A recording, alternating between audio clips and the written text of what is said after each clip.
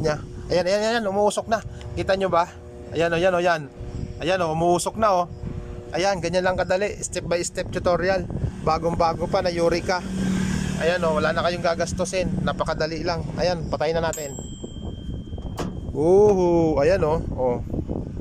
Goods na. Saglit lang natin ginawa.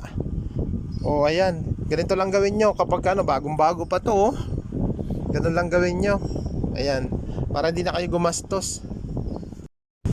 Good morning mga idol. May tuturo na naman ako na lilinawan natin ang pag-demo dito sa bagong-bagong Eureka na microwave. Bale, ano, ang ganda niya. Ang ganda. Eto, oh. Napakalinis ng loob. Parang bago. Wala kang makitang dot or spot ng kalawang. Ayan, oh, mga idol, oh, mga master, boss, madam. Napakalinis. Napakalinis na microwave. Ngayon,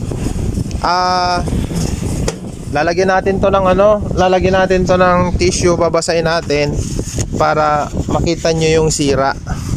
Ipapakita ko sa inyo yung sira. Yan, step by step. Lalagyan natin ng tubig yan. Yan. Pasensya na ako, medyo magulo kasi mag-isa lang tayo, wala tayong tagahawak ng camera. Basahin natin tong tissue. Tapos tingnan natin kung ano, uusok pa to o iinit. Ayan, kita nyo, basaan-basa na, oh. Ayan, okay. Lagay natin sa loob. Hindi naman natin patatagalin ng todo. Ayan, doon siya sa loob. Okay. Tapos saksak natin. Saksak. Eto. Ayan, step by step natin ituturo. Ayan, yung selector nya naka-high na, high temp na siya, naka-high. Tapos itong selector, lagyan natin sa kahit 1 lang. Umilaw na po siya, umilaw na sa loob, tsaka umugong na. Ibig sabihin umandar na. Mga ilang minuto titingnan natin kung may init ba siya or hilaw yung init or wala talagang init. Ayan, step by step po ipapakita sa inyo. Bali ito na siguro yung pinakamaliit na ano, ganitong size, pinakamaliit na microwave. Ayan. Pagka okay yung microwave, yung ganyang katagal, mga ilang segundo o minuto, dapat medyo mainit na yan. Medyo mainit na yan. Yan, patayin na natin. Dapat kasi umuusok-usok na yan. Yan, patayin na natin yan, namatay na yung ilaw. Check natin. Walang kainit-init, hindi man lang umusok, oh. Ayan, buksan natin. Buksan natin yung ano, tingnan natin, check natin kung may ano, kung may problema. Kung anong ayan, tanggalin na natin. Ito yung number ng may-ari. Bagong-bago pa ito. Bagong-bago pa itong microwave na to. Bilis na sira niya. Yan. Grabe, napakabago. Step by step kung ipapakita sa inyo mga idol yung problema, tsaka yung pag-troubleshoot. Grabe, napakakintab pa nito talaga. Napakakinis. Unang-una, may fuse yan dito. Ito, fuse to. Check natin tong fuse kung okay. Tapos, itong capacitor, minsan nag-short to. Bago itong high voltage na diode na to. Yan, dyan muna tayo mag-check sa tatlo na yan. Ngayon, kapag ka-okay yan, ayan, ito na yung tinatawag na, ayan, radiation magnetron. Ayan, magnetron. Yan, ito yung kadalasang nasisira. Ito yung kadalasan. Tawag nito. Check natin. Ayan mga idol, bali chinek ko yung capacitor niya, kaya tinanggal ko muna to dito sa capacitor. Kasi nakita ko sira, open yung fuse niya. Ito, pag tinanggal niyo yung takip nito, ayan, sinikwat ko na para madali na lang. Ayan, easy na lang siya. Ayan, oh, makita nyo, putol yung fuse. Ayan, oh, mga idol, oh, putol. Ayan. Minsan kasi kaya napuputol yan, minsan short to. Short yung capacitor. Ganito po yung uri ng capacitor. Ayan, ng microwave.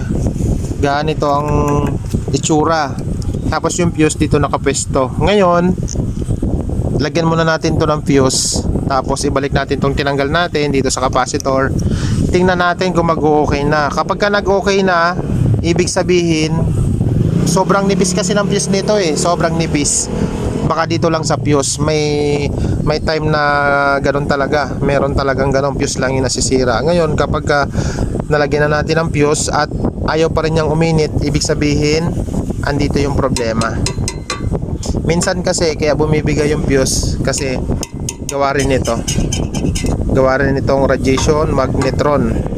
Okay, ngayon gawin natin, palitan muna natin yung fuse, tapos paandarin natin. Huwag muna natin tong palitan kasi marami na ako na encounter na fuse lang ang sira.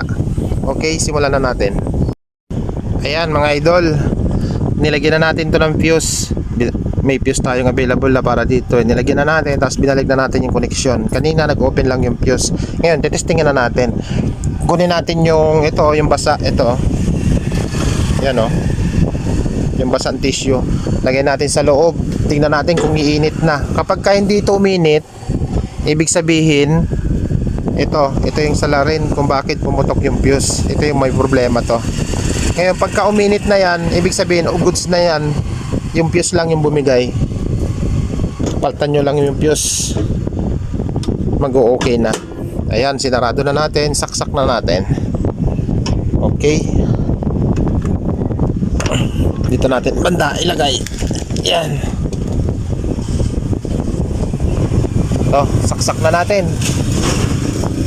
Walang kukurap. Yan, saksak na. Tapos i-trigger na natin. Makikita nyo, iilaw na yan. Naka-high na to, okay na yan. Ito na lang yung galawin natin. Lagyan natin sa 1. Ayan. Tingnan natin kung iinit na. Ayan, buhay na yung ilaw sa loob.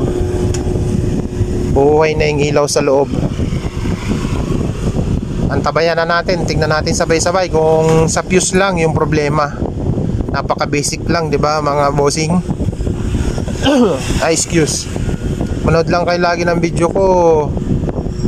Meron kayong matutunan kahit konti. Ayan, umusok na, may nakita na akong usok dito. Yan umuusok na Yan nakapansin nyo? Ayan, umuusok na. Kunin natin, patayin ko na. Umuusok na bossing. Ayan yan. Umuusok na siya. Yan kita ba? Goods na. Grabe. Ayan, pausukin ulit natin. Para makita nyo yung usok talaga. Hindi naman natin pausukin ng todo. Napapansin nyo dito, umuusok na siya. Ibig sabihin yung tubig na binasa natin, yung goods na. Bali yun lang yung problema niya, yung fuse niya. Bumigay yung fuse niya. Ayan, umuusok na. Kita nyo ba? Ayan, umuusok na Ayan, ganyan lang kadali. Step by step tutorial. Bagong-bago pa na Eureka. Ayan wala na kayong gagastusin. Napakadali lang. Ayan, patayin na natin. Ayan goods na. Saglit lang natin ginawa. Ayan. Ganito lang gawin nyo kapag bagong-bago pa to. Ganun lang gawin nyo. Ayan, para hindi na kayo gumastos. Ayan, date ngayon December 7. Ayan, ngayon ibabalik na natin yung takip nya. Ito pa yung isang tips. Ito pala, itong lock ng pinto na to. Yan, dapat ganito yan, may spring. Ngayon pag nawala yung spring niyan, hindi yan iinit.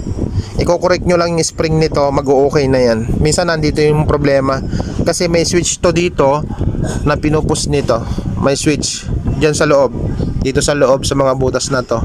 May switch dyan, limit switch, pinupus nito. Kaya kailangan nagbabounce tong na to. Yan, pag pinus mo, nagbabounce, bumabalik. Ayun lang, Eureka na basic lang yung sira. Okay, thank you. Madilim ang paligid dito sa amin sa Taguig. Ayan, December 8 ngayon Monday. Tatakpan na nung kasama ko. Bunutin ko muna tayo, baka makurente ka. Ayan.